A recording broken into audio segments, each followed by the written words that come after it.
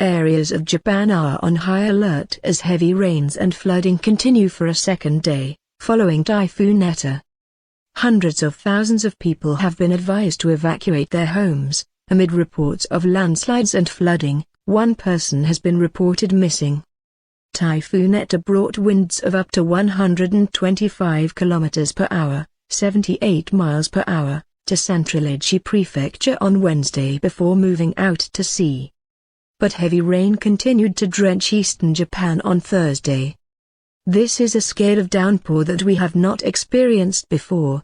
Grave danger could be imminent, the chief forecaster at the Japan Meteorological Agency, Takuya Deshimaru, told an emergency press conference.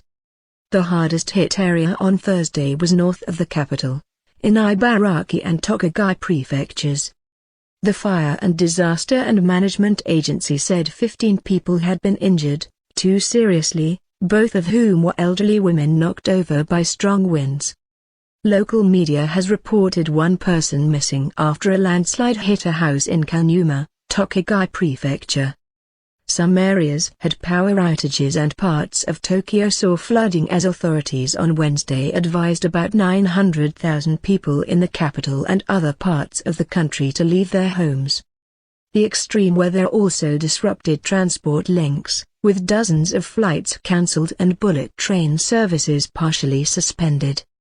Last month, powerful Typhoon Goni hit Japan's southernmost main island of